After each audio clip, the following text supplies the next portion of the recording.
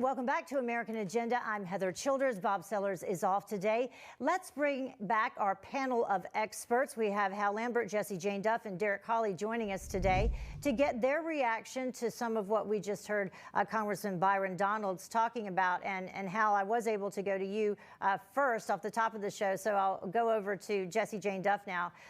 Jesse Jane, in terms of what's transpired today, let's begin with House Speaker Nancy Pelosi and her moves. Nancy Pelosi is clearly trying to block any attempt by Republicans to talk about January 6th if it does not fit her narrative. It's plain and simple.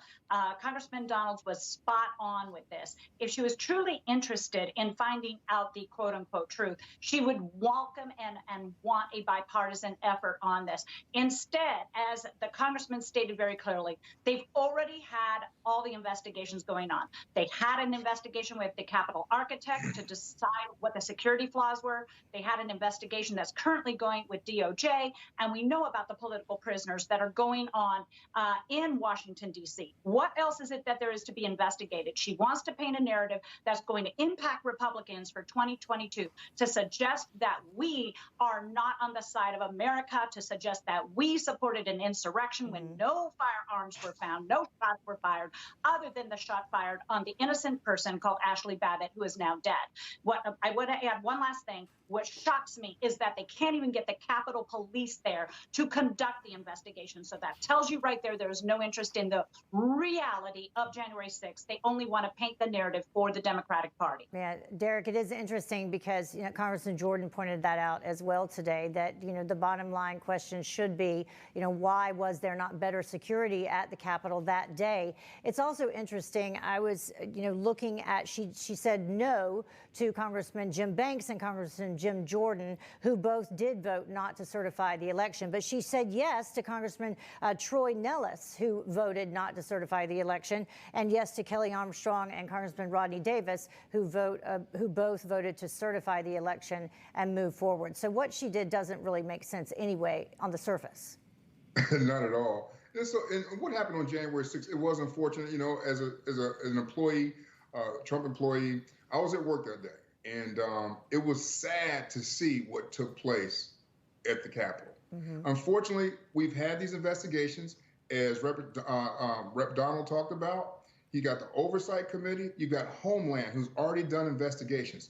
Now, what I think that stood out the most in what he talked about is the fact that the Capitol Hill Police has not been a part of any of these investigations, have not come to testify. And what's interesting the most is that they report to Nancy Pelosi, who's driving this narrative to keep this conversation going so that it does impact 2022. And it's unfortunate, man, because of me, America, it's time to move on. I think everybody's a little bit tired of this, the entire thing, and them trying to project or drive this narrative that's going to continue to plague the Republican Party. Yeah, Hal, one of the other things that was discussed today, it said, the Democrats don't have anything else to talk about that's positive going on in the Biden administration right now. So they have to continue to focus on the former president and things that have happened in the past, because they can't talk about, the very real problems that we're having right now.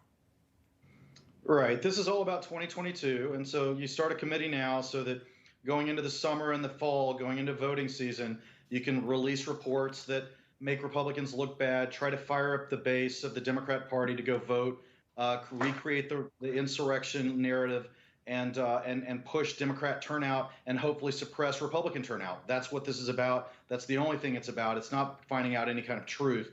This is about 2022, and that's what Nancy Pelosi wants to do. But it's not going to work. I mean, it's very clear that the Democrats are highly probable going to lose the House, and then we won't have to hear about Nancy Pelosi, starting in 2023. Yeah.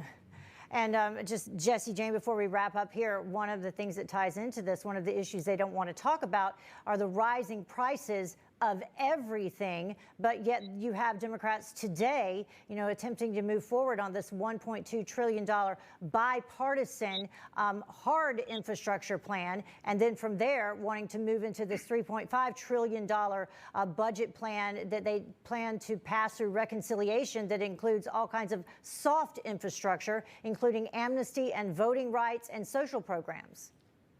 Yes, they're not discussing the issues that are impacting Americans right now. They don't want us to talk about what's coming over the border every single day, the thousands and thousands. We've hit 1 million illegals that have come over the border in this past month. We also know that the rising gas prices, we know that we don't have energy independence anymore. We know that we have a high unemployment rate. We know that they're trying to shut the economies down left and right with COVID so that they don't have to be accountable for the government they're running. And we also know that 37% of the small businesses in this country were shut down during COVID and will never recover. So they don't want to deal with their reality, the mess they've made, the pot they've stirred. Everything is amuck. So all they have is January 6th and try to make it seem that they're the party of justice and honor and courage for this country when they're exactly the opposite. Yeah. And they just want to move forward with spending more and more money and not even having the bill in place to know how you're going to spend that money to debate it. Doesn't make a whole lot of sense. All right, panel, stand by. We're going to take a very quick break.